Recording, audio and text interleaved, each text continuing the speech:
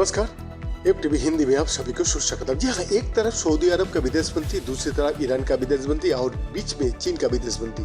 पहले तीनों media camera के सामने फोटो खिंचवाते हैं और फिर चीन का विदेश मंत्री का एक हाथ में ईरान का विदेश मंत्री हाथ रखते हुए दूसरे हाथ में सऊदी अरब का विदेश मंत्री हाथ रखता है और फिर तीनों देशों का विदेश मंत्रियों का हाथ मिल जाता है।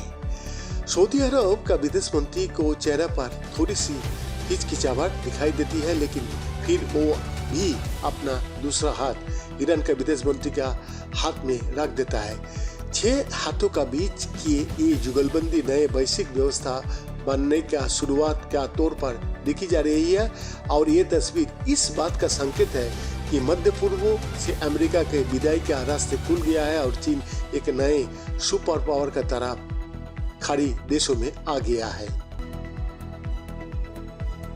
बीजिंग में चीनी विदेश मंत्री की मौजूदगी में सऊदी अरब और ईरान के विदेश मंत्रियों की यह मुलाकात 7 सालों के बाद हुई। सऊदी अरब के सरकारी ब्रॉडकास्टर ऑल अखबारिया ने गुरुवार को ट्विटर पर बैठक का संक्षिप्त फुटेज जारी किया है, जिसमें सऊदी अरब का विदेश मंत्री राजकुमार फैसल बिन फरहान और उनके ईरानी समकक्ष हुसैन अमीर अब्दुल्लाहियान को एक पारंपरिक चीनी पेंटिंग के सामने हाथ मिलाते और मुस्कुराते हुए दिखाई गया है। वीडियो में आगे दिखता है कि मुलाकात के बाद दोनों मीटिंग रूम से चले गए, जहां दोनों नेताओं के बीच गपशप होने लगी। ईरान और सऊदी अरब मार्च में संबंध के बहाल करने और 2 महीने के भीतर राजनयिक मिशनों को फिर से खोलने के लिए सहमत हुए हैं और इसके साथ ही 1 साल की लंबी दरार के बाद खाड़ी क्षेत्रों में तनाव कम हो गया है, जो पिछले साल यमन से सीरिया तक संघर्ष में काफी गहरा था।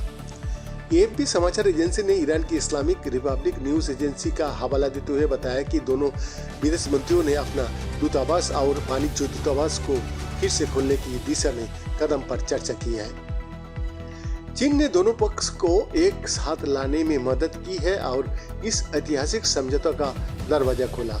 दोनों देशों का बीच का संबंध वैसे तो हमेशा से ही अच्छा नहीं रहे हैं, लेकिन 2016 में उस वक्त करवाहट काफी बढ़ गई थी जब सऊदी अरब ने शिया मुस्लिम धर्मगुरु निम्र अल निम्रो को फांसी दे दी थी। इसके बाद ईरान में भारी प्रदर्शन किया गया था और प्रदर्शनकारियों ने ईरान में स्थित सऊदी अरब का राजनयिक मिशनों पर भी हमला कर दिया था, जिसके बाद सऊदी ने ईरान के साथ अपने औपचारिक संबंध खत्म कर दिया। सऊदी अरब और ईरान की फर्श की खाड़ी अलग करता है और दोनों देश दशकों से लंबे समय से चली आ रही सुरक्षा और सांप्रदायिक तनाव की वजह से विभाजित रहे ये लोग। इन दोनों ही देशों का बीच क्षेत्रीय प्रभुत्व के लिए भी गहरी प्रतिस्पर्धा रही है, लेकिन इस बार चीन ने आश्चर्यजनक भूमिका निभाते हुए दोनों देश को करीब ला खड़ा कर दिया। चीन की इस कोशिश ने निश्चित तौर पर मध्य पूर्व में एक नए भू राजनीति का गठन किया है और ऐसा पहली बार हुआ है जब अमेरिका की शक्ति को मध्य पूर्व में काफी कमजोर माना जा रहा है और चीन अब मध्य पूर्व में अमेरिका की जगह एक नए ताकत के तौर पर देखा जा रहा है। लिहाजा ये वाशिंगटन और बीजिंग के बीच प्रतिस्पर्धा में एक नए अध्याय के जुड़ने का भी संकेत देता है। ईरान और सऊदी अरब कई संवेदनशील मुद्दे को लेकर आमने सामने रहे हैं, लेकिन इस बार संवेदनशील मुद्दों को भी सुलझाने की कोशिश की गई है, जिसमें यमन में होती विद्रोही को लिए ईरानी समर्थन भी शामिल है, जो अक्सर सऊदी अरब पर रॉकेट हमला करता है। लिहाजा सऊदी अरब ने सीरिया का साथ राजनयिक संबंधों को बहाल करने के लिए एक समझौते को भी पास कर लिया है, जो पिछले 1 दशक के गृह युद्धों के दौरान ईरान के खेमे में शामिल था। यानी अब सऊदी अरब को हुती विद्रोही से डर नहीं है और ये समझौता रूस के माध्यम से हुआ है, जो सीरिया की सरकार की काफी करीब है। सऊदी अरब ईरान संबंध की पुनर्बहाली और खाड़ी देशों में चीन रूस की बढ़ते प्रभाव ने अमेरिका को चिंतित कर दिया है और पिछले हफ्ते अमेरिका खुफिया एजेंसी CIA के डायरेक्टर विलियम वंस ने अचानक सऊदी अरब का दौरा भी किया।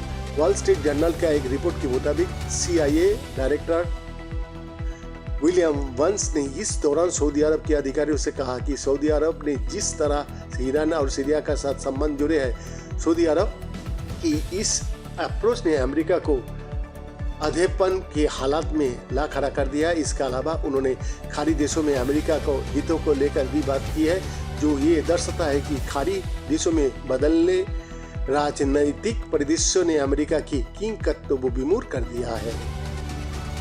सऊदी अरब और ईरान के विदेश मंत्रियों की ये मुलाकात बीजिंग में हुई है और वॉल स्ट्रीट जर्नल की एक रिपोर्ट में कहा गया है कि इस साल के अंत में मध्य पूर्व की राजनीति उस वक्त पूरी तरह से बदल जाएगी जब बीजिंग में सऊदी अरब और ईरान की राष्ट्राध्यक्ष शी जिनपिंग के साथ एक शिखर सम्मेलन में शिरकत करेंगे। शी जिनपिंग ने इस बैठक का प्रस्ताव दिया है। वही ईरान राज्यों द्वारा संचालित समाचार एजेंसी IRNA ने कहा कि तेहरान ने 7 वर्ष में पहली बार संयुक्त अरब अमीरात में एक राजदूत नियुक्त किया है। मामले से परिचित अधिकारियों का कहना है कि अन्य उच्च स्तरीय वार्ताओं पर भी काम चल रहा है। वही मामले से परिचित लोगों ने ये भी कहा कि ईरानी राष्ट्रपति इब्राहिम राइसी ने सऊदी अरब का दौरा करने के लिए सऊदी राज परिवार का निमंत्रण भी स्वीकार कर लिया है। हालांकि फिलहाल यात्रा की कोई तारीख घोषित नहीं की गई है। सऊदी अरब से संबंध सुधारना ईरान के लिए काफी फायदेमंद माना जा रहा है, क्योंकि अमेरिका ने उस पर गंभीर आर्थिक प्रतिबंध लगा रखा है, जिससे ईरान की करेंसी डॉलर के मुकाबले लगातार लुढ़कती जा रही है। वही सऊदी से संबंध ने ईरान को इस अंतर्राष्ट्रीय अलगाव को भी कम कर दिया है, जिसका सामना पिछले साल सितंबर के बाद से सरकार विरोधी प्रदर्शन के बाद से हुआ है। रियाद के साथ ईरान का मेल मिलाप तेहरान के मध्य पूर्व में अमेरिका प्रभाव को कम करने, वाशिंगटन के सबसे करीबी सहयोगियों में से एक को अपने पाले में करने और चीन को इस क्षेत्र में अधिक सक्रिय राजनयिक भूमिका में लाने के अपने दीर्घकालिक लक्ष्य का साथ मदद करता है। अमेरिका का ईरान का साथ राजनयिक संबंध नहीं है, जबकि चीन का सऊदी अरब और ईरान दोनों का साथ घनिष्ठ राजनयिक संबंध है। ईरान का सबसे बड़ा व्यापारिक भागीदार चीन है और सऊदी अरब से सबसे ज्यादा तेल चीन ही खरीदता है। लिहाजा सऊदी और ईरान के बीच मध्यस्थता करवाने के लिए सबसे फिट चीन था और चीन के लिए इस समझौते का मतलब मध्य पूर्व में अपना वर्चस्व का विस्तार करना। वैद्यनाथ दास का report, FTV Hindi, Delhi, India.